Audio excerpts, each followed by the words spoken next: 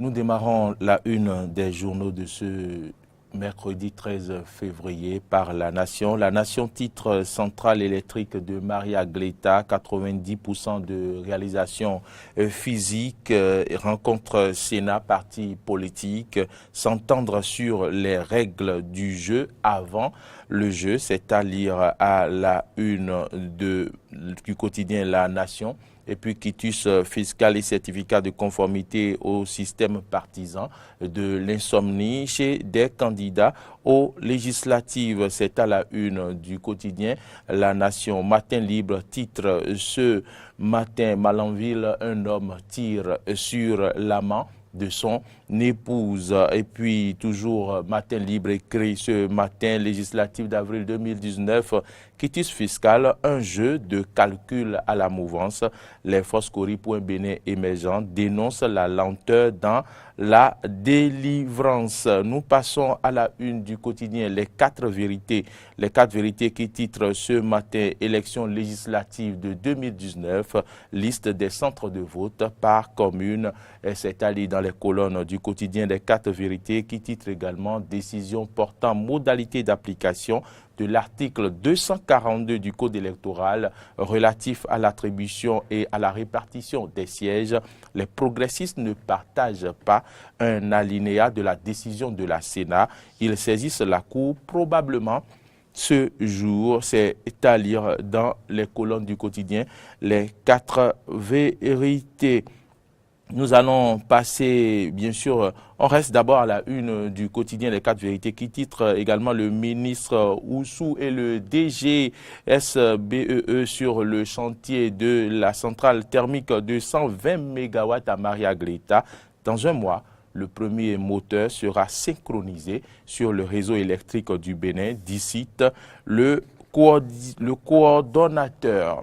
Nous passons à présent à la une du quotidien La Dépêche. La Dépêche titre législative en vue, prise de décision à controverse et manœuvres diverses. Brouillard autour d'un scrutin, c'est à la une du quotidien La Dépêche. Législative en vue, prise de décision à controverse et manœuvres diverses. Brouillard autour d'un scrutin. La Sénat tire-t-elle son épingle du jeu? Une interrogation à la une du quotidien La Dépêche qui ajoute les mises en garde des Foscori pour un Bénin émergent. Toujours à la une de ce journal, décision EL 19-001, les sages passent à côté. Le matin titre réforme dans le secteur agricole sous le régime Talon, faire du Bénin un grenier de l'Afrique. Clôture de la première session extraordinaire de l'année 2019 au Parlement. Plusieurs dossiers programmés, reportés, sine die. Nous restons à la une du quotidien Le Matin qui titre controverse autour de l'article 242 du Code électoral. La Sénat lève tout quiproquo. L'événement précis titre répartition des sièges pour les législatives d'avril 2019. La Sénat met fin à la polémique et clarifie les 10%. À Bomey-Calavi, une nouvelle mafia foncière fait rage. Plus de précisions dans les colonnes du journal. L'événement précis à la page 9. À la suite du procès ICC Service, à la une du journal L'événement précis, on peut lire Togbonon déterminé à livrer Yahi et d'anciens ministres indexés. Nous passons à Best Info. Héritage politique du gouvernement du changement et de la refondation quand le docteur Yahi se fait soigner par le scientifique Talon. C'est à la une de Best Info, héritage politique du gouvernement du changement et de la refondation quand le docteur Yahi se fait soigner par le scientifique Talon. Après avoir raté le coach dans le dossier ICC Service que cachent ses communications désuètes de la Santif, une interrogation à la une du journal Best Info qui titre également attribution et répartition des sièges au titre des élections législatives de 2019.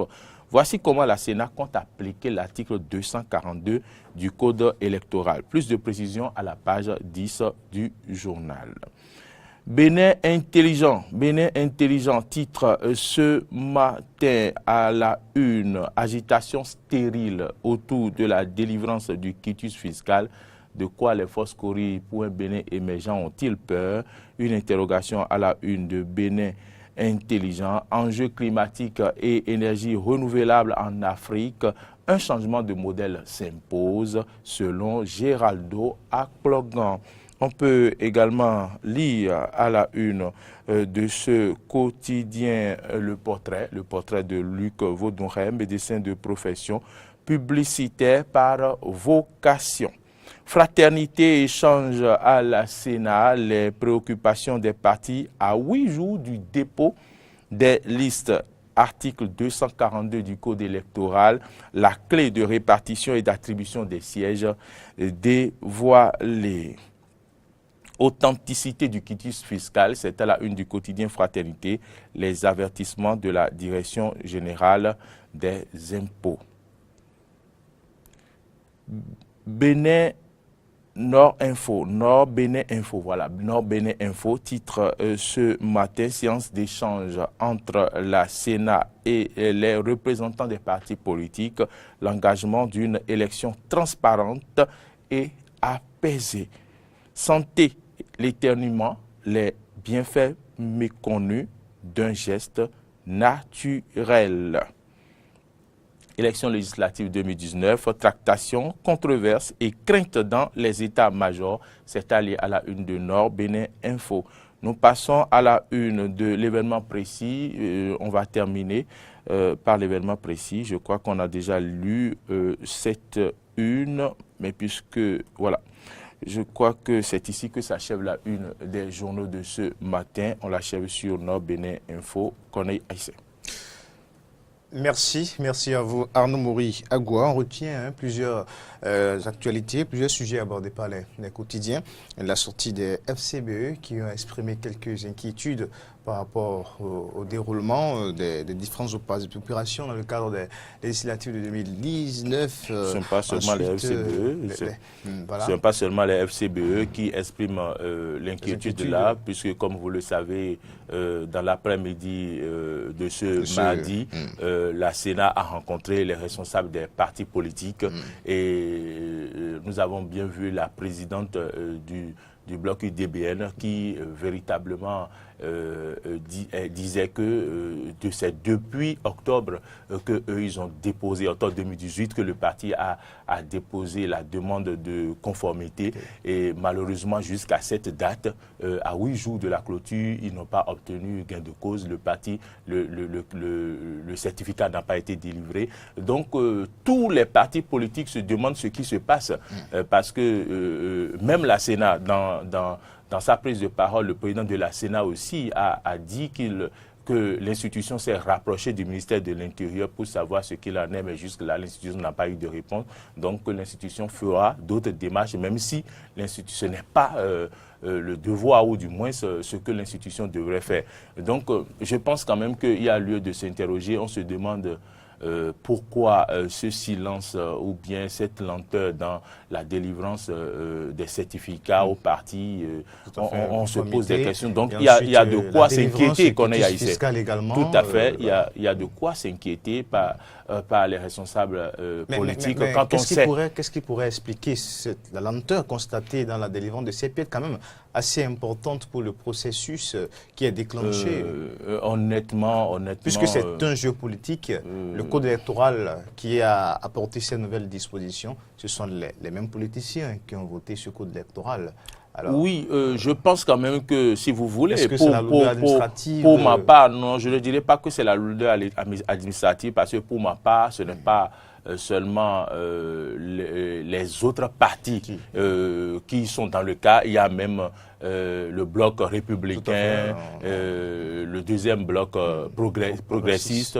Oui, ces blocs aussi sont dans le cas, donc je pense que ce n'est pas que des partis sont ciblés selon moi. Certainement que le ministère de l'Intérieur, il travaille encore et que peut-être dans les tout prochains jours... Nous sommes à quelques jours quand même. Oui, on est à quelques jours. Du dépôt des dossiers. Je comprends que certaines personnes ne supportent pas cette lenteur. D'habitude, naturellement, il y a des gens qui aiment faire les choses à l'avance. Des derniers jours. Tout à fait. Voilà. Donc, ça fait que beaucoup sont inquiets, mais il va falloir que tout rentre dans l'ordre, que le ministère de l'Intérieur joue sa partition comme cela se doit. Les institutions, les organes impliqués dans les élections jouent véritablement leur rôle. Leur rôle, tout à fait. La Sénat est en train, sans être le chargé de communication de la Sénat est en train de mettre les bouchées doubles, puisque vous voyez en moins de 10 jours, la Sénat a déjà fait 3 sorties médiatiques. Et donc, c'est pour pouvoir clarifier les positions, pour dire, attention, voici ce que nous faisons, voici. Donc, voilà, et il faudrait que chacun joue sa partition, parce que le Bénin a toujours donné le bon exemple, a été toujours un modèle. Il faut que cela soit ainsi et que nous continuions pas étonner le monde, pour que le monde ne nous étonne pas. Alors justement, puisqu'on en parle, la Sénat a ce rendez-vous ce mardi avec les représentants des partis politiques, a pu trancher sur la question des répartitions des sièges. L'article 242 qui avait suscité beaucoup de polémiques quant à ce qui est de l'interprétation, les positions allaient dans tous les sens, mais on sait désormais, puisque les modalités d'application sont définies par la commission électorale. Oui, les modalités d'application sont définies par la commission électorale.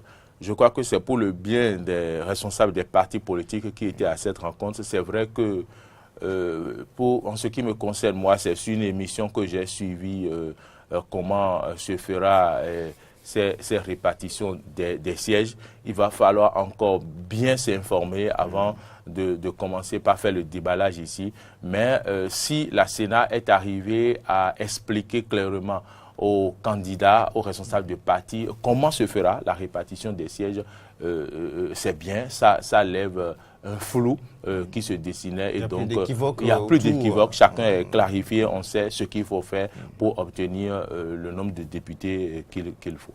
Les règles du jeu sont... Parce qu'ils ont parlé de 10%, et donc si j'ai bien compris, c'est-à-dire que lorsqu'on va faire le vote, les partis qui ne vont pas...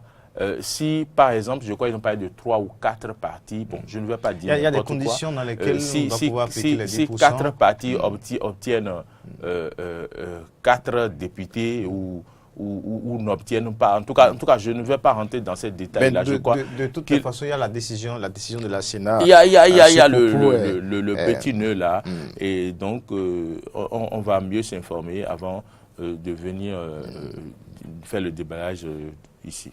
Mais en attendant, nous aurons quand même sur ce plateau nos invités pour faire ce, débat. Il s'agit bien sûr de Landry Adelakoum, il est juriste, et puis Arnaud Doumaou, c'est bien cela, Doumaou, il est journaliste, analyste politique. C'est pour environ, dans une demi-heure certainement, on aura fait ce plateau-là.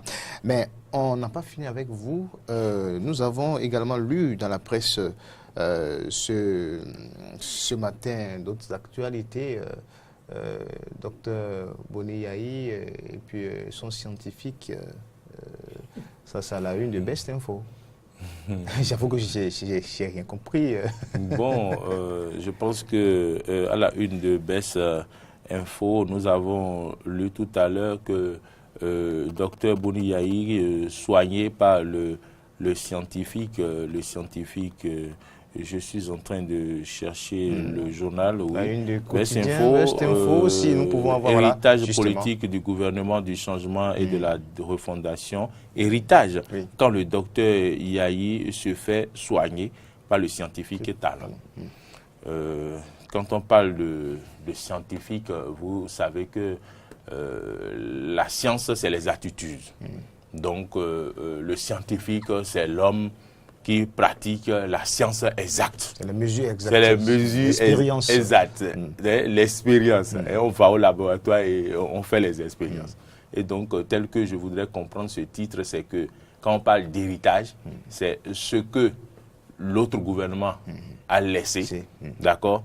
Par rapport à ça, on applique la science. C'est-à-dire qu'on vient regarder ça à la loupe. Et pour tirer les conclusions et dire non, ça, c'est pas bon, ça. Donc, c'est ce que je comprends à travers ce titre. C'est certainement pour parler du style de gouvernance des deux chefs d'État, l'un plus discret et plus habile, et surtout qui ne recule pas. Et puis l'autre, beaucoup plus populiste. Oui, mais aussi pour dire que l'actuel gouvernement relève un peu les dessous de gouvernance, parce qu'on a dit héritage. Vous voyez, donc les dessous, et donc veut révéler s'il y a eu malgouvernance, un peu tout ce qu'il y a, et donner donc le bon exemple en tant que scientifique. Et puisqu'on parle de Boni Yaye de l'ancien régime, nous avons vu également le procureur spécial de la Criette. Oui, qui ne démord pas, comme là aussi titré un journal. Des poursuites contre, en fait, certaines personnalités de ce régime-là qui auraient peut-être protégé ou cautionné, en quelque sorte. Hein, tout à fait. Alors qu'on pensait peut-être que ce dossier a été vu. Ce verdict, voilà, a enterré définitivement l'affaire ICC. Mais voilà. Ça a été quand même une surprise encore de voir le procureur spécial de la Criette, Gounon, revenir sur la question de sa conférence de presse. C'est du lundi dernier, et donc pour dire qu'il se pourrait qu'il y ait poursuite contre certaines personnalités politiques. Et vous connaissez le processus, ce n'est pas aussi facile que ça. Il va falloir solliciter l'Assemblée nationale et puis la Haute Cour de justice. Donc, on dira tout simplement wait and see. D'accord. Et vous avez oublié un élément, à la veille de la Saint-Valentin, quelqu'un qui tire sur l'amant de sa femme. Ah, oui, ça ne devrait pas passer inaperçu. Hein. Ça, c'est effet de... c'est pas... La jalousie. C'est la jalousie. C'est la jalousie non mesurée, exagérée. C'est cadeau de Saint-Valentin. Cadeau, vous dites cadeau, nous ne sommes pas dans certains pays ici chez nous. Il faut, à moindre geste, prendre le fusil, tirer sur l'autre. Et heureusement que nous avons le garant de la Constitution qui est devant nous. Et si vous lui donnez la parole, il va vous dire l'article qui dit que la vie humaine est sacrée et qu'on ne doit pas l'ôter. Vous créez une autre république non, c'est lui. Non, je ne crée pas de république. Le garant de la Constitution. Est-ce qu'on va lui demander si ce geste est conforme à la Constitution? Ce geste de tirer sur une personne humaine n'est pas conforme à la Constitution, nous dira Aristide, et par conséquent, ce qui est sûr, l'auteur répondra de ses actes. Il faut décourager ces cas de violence, quelles que soient les conditions ou les problèmes que vous avez. Même si vous avez raison, c'est l'amant de votre femme, mais il y a des voies. Merci, il y a des voies. Il n'y a pas, parce que là, je dirais que c'est une erreur bête, parce qu'il va faire 20 ans de prison. 20 ans de prison, non seulement la femme pour laquelle il va tirer sur un homme, il va peut-être perdre la femme pendant 20 ans, tu restes en prison, et puis... Bon, ce qui ne vous veut pas, ça va arriver, lui, il va sacrifier sa vie. Ça, ce n'est plus l'amour. Franchement, non, ce n'est plus l'amour. C'est la passion, c'est l'exagération. Et que Dieu nous en épargne. Et justement, l'amour sera célébré à l'honneur demain, 14 février.